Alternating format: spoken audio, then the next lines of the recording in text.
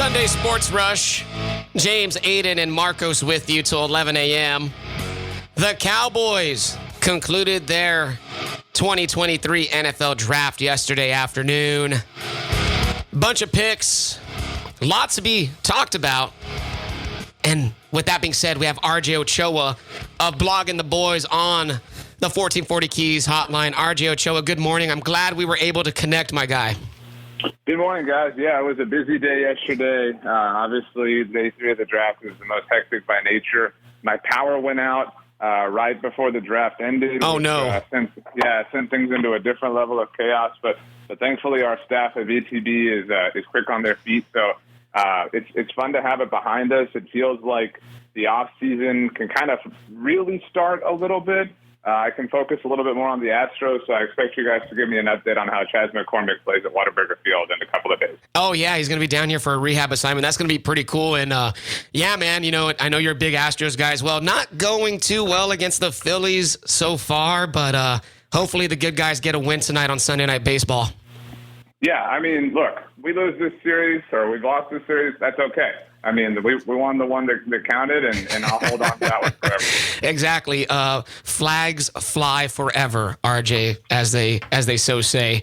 Let's go ahead. Let's dive into the Cowboys, my man. Mazi Smith was the first pick in the first round for the Cowboys at number 26. The first time the Cowboys have addressed interior defensive line in round 1 since 1991 when they picked Russell Maryland.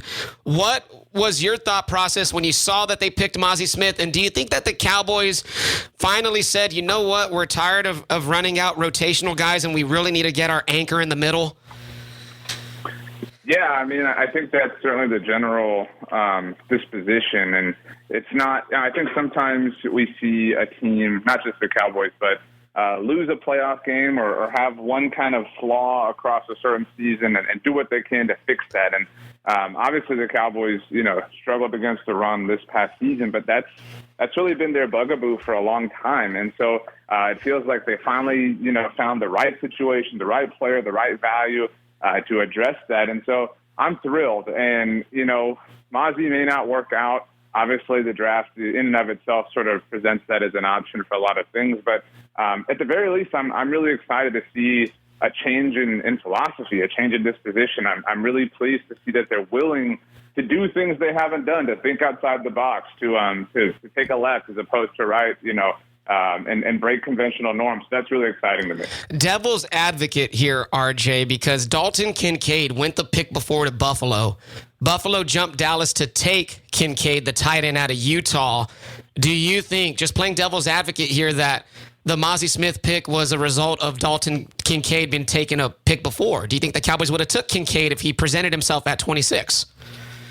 You know, there are a lot of reports coming out of, you know, the local Cowboys beat that they wouldn't have, and there's obviously reports coming out of the Buffalo beat that they sensed that Dallas would. And so that's, you know, everybody's got their own side of the story. I will say I'm inclined to believe that the Cowboys wouldn't, just based on the fact that what they did was not unpredictable, but their whole weekend was full of surprises and things that didn't seem chalk for the way they had spoken over the course of the last couple of months. And so I do think that, you know, maybe we did take the cheese or bite the cheese a little bit too hard with the Cowboys wanting a tight end. I think, you know, you can call it a smokescreen that they executed perfectly if you want.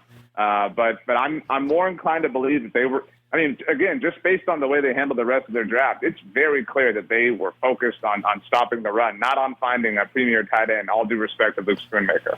What do you think about Luke Schoonmaker going in round 2, the tight end from Michigan? You know, it's not really the most exciting name at tight end, but according to all scouts and everybody who does this for a living, he's going to be a quality possible tight end 2, possible tight end 1, and he's supposed to help pretty good in the run game. Yeah, I mean, he's certainly a stout, you know, run blocker, which is something that we know the Cowboys love. I think that he's got a lot of athleticism to him that the Cowboys are hopeful probably translates in the passing game. I wrote something about this Friday night, so yesterday morning. Interestingly, Jake, and I have no ill will or qualms with Jake Ferguson, but and look, we're talking about one season, and he was hardly a featured player in the Cowboys offense last year, but only averaged like 2.6 yards before the reception, or yards before the catch per reception, excuse me. So not exactly getting down the field before he turns around and makes the catch. And so, I think the Cowboys are kind of done with these crossing drag routes when it comes to tight ends. And again, I'm not saying that they plan on sending Luke Schoonmaker down the field 20 yards every time, but I do think they miss that kind of Y option presence. And I think that's how they see him developing as a pass catcher. And so I'm all for it. And I think when you look at the composite, haul, I would much rather have Mazi Smith and Luke Schoonmaker as opposed to if you flip the options and go Michael Mayer and whatever, defensive tackle you prefer there at 58. I agree with you. We're here with RJ Ochoa of Blogging the Boys, talking Dallas Cowboys draft. Hey, RJ, I first of all, I love the Overshown pick. I absolutely love that pick for y'all. That's going to be a really key piece, I think, to that defense. I think they could help add some depth to the linebacking group. But the pick that was more impressive to me, I think that y'all got the most value on, was that Deuce Vaughn pick. I think that he could be an absolutely electric piece in that backfield. But what do you think that might mean for Ezekiel Elliott now? I mean, the Deuce Vaughn pick is certainly going to be probably everybody's favorite. He plays the sexiest position. He scores touchdowns. He has the most fun tape to watch or look at. And the story, of his father and everything. I mean, it's difficult not to make yourself or let yourself be emotional about it. I mean, the Cowboys have spoken, like they wouldn't mind a reunion with Zeke Elliott. And I do think it's worth mentioning that Zeke's preferred teams, if you buy the report from a month and a half ago, were the Eagles, the Bengals, and the Jets. The Eagles traded for DeAndre Swift, obviously, yesterday. The Jets really didn't have a need at the running back position. I forget who it was, but I know the Bengals did draft a runner. So it's hard to, now that even if you look across the entire NFL, to find a home for Zeke. And that being said, the Cowboys have acted like they're moving on. I mean, they've, kind of made Tony Pollard the face of the position. They have a running mate for him in Deuce Vaughn. I just, I think they don't mind the attention. They don't mind helping Zeke keep his name in the news by saying these things. But actions speak louder than words. And, the Cowboys have acted like Zeke Elliott is no longer a part of their operation. Jerry Jones did, of course, I'm pretty sure you saw the reports, right? Yesterday, he was asked about Zeke, and he said it's not out of, pretty much not out of the realm that he could come back. But I just got a feeling that door is closed, man. But if he does come back, Cowboys fans will probably welcome him back with open arms. And hopefully, if he does come back, it's, for, less money than he was making them before. So I guess that's just something we got to monitor, RJ. But as it currently stands, man, with the way this team is situated right now going forward, what is one position that you are most worried about with this Cowboys team? I think a lot of people would say left guard, but, they do technically have Tyler Smith as an option if they want to do that, if they want to move forward with Tyron at left tackle. That's a really interesting idea. I have an article going out later today that's 3 questions remaining after the draft, and that's certainly one of them. For me, though, I think I'd probably go wide receiver. I know the Cowboys did trade for Brandon Cooks, and so that didn't happen this past weekend, so it's easy to kind of forget about. But and look, I don't think anybody's worried about a trio of CeeDee Lamb, Brandon Cooks, and Michael Gallup. But what happens, if anything happens, right? I mean, all of us, you're one anything away from having to rely on somebody, and who is that somebody? Are you relying on Jalen Tolbert, or is that the plan? Is that why the Cowboys didn't spend an earlier pick yesterday at receiver? A combination of things, maybe the board not falling right, and a level of belief in secondary Jalen Tolbert. Is it Simi Fehoko? Do they plan on actually using Kevontae Turpin more? Is it Jalen, who they drafted yesterday? I mean, is it, Dennis Houston? I mean, again, you really need at least 4 receivers to kind of work in the NFL. And so, yeah, I mean, I'm not supremely worried about it. I'm worrying about our 6th man right here. I'm worrying about our utility man. But that player ultimately probably will play a significant role on this team. And right now, I can figure out a plan at left guard. I can't figure out a plan at the 4th wide receiver spot, so that's my answer. I mean, let's not forget that last year in week 1, Dennis Houston was technically a starter for this team when they rolled out the first team offense. So I get you, man. The depth at the wide receiver room. Hopefully, Jalen Tolbert can emerge a little bit. And I got a feeling like what you just said, RJ, that the Cowboys are probably banking on Jalen Tolbert taking a little bit of a step up here. Hey, RJ, who was your favorite pick out of this entire draft for the Cowboys? I think Mazi's low-hanging fruit. He's the first-round pick, and I really am just so in love with the Cowboys getting a freak athlete, at that spot. What I love about that is it makes Micah Parsons better, and I love that every pick they made defensively is kind of dedicated towards that. So I love that the Cowboys have identified, that Micah's the best player on their team, and giving him stars to kind of work with is probably a good idea. It's hard not to love the Deuce Vaughn pick, like I said. So to be a little bit unique, I will go Luke Schoonmaker. I'm willing to trust them. I'm willing to give them the benefit of the doubt. I recognize your common draft board may not have had him super high, and I'm not going to pretend like I've watched every snap that he played in Michigan. But the kind of niche level of draft Twitter seems to be really high on him, and so I'm not saying the Cowboys stole one or anything like that, but I'm really excited about the prospects of him, and we know that Dak Prescott can make his tight ends highly productive. So I'm really interested to see his career and see how it unfolds. You mentioned Micah, right, and the ability of Mazi to potentially open things up for Micah and the linebackers.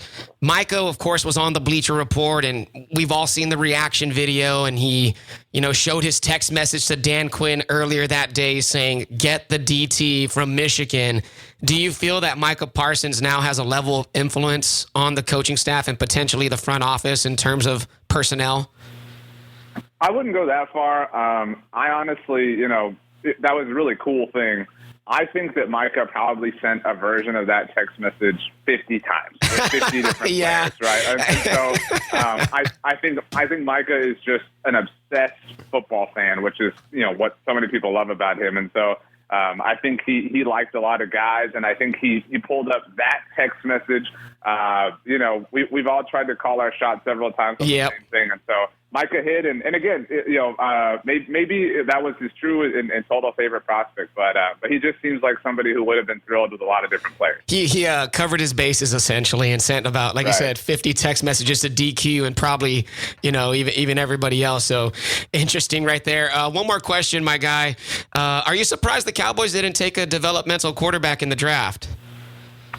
Yeah, I really am, but that kind of goes and speaks to, how they threw people off. They said they really wanted, players like Michael Mayer, Dalton Kincaid, and they passed on Michael Mayer. And they said that they, really wanted to draft a quarterback. Rewind the tape, check what they said at the Senior Bowl or the Combine. They said it over and over and over again, how they wanted to draft a quarterback late. And so we fell for it. Again, I'm not saying that they just, were all smoke and mirrors, but they may have pulled a fast one on us. And I'm really happy about that. I'm really happy to see that they're kind of getting better at playing the game, so to speak. I don't have the highest level of trust in Cooper Rush.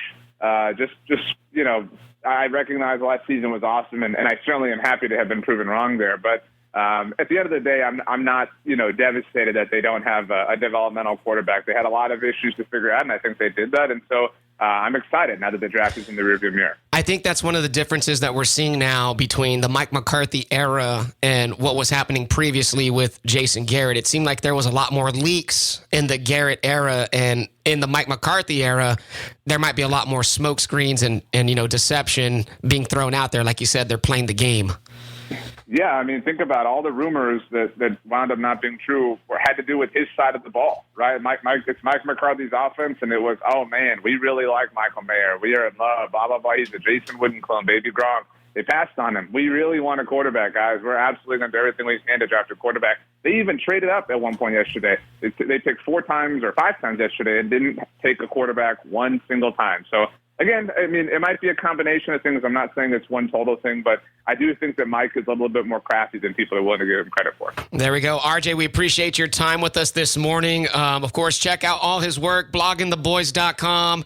Look up all their podcasts as well. A litany of Cowboys coverage for you to consume and enjoy. RJ, I hope you have a great rest of your Sunday, man, and thank you once again for your time this morning. Likewise, guys. Y'all have a great rest of the weekend. All righty, there he goes. RJ Ochoa blogging the boys, breaking it down. Dallas Cowboys draft style.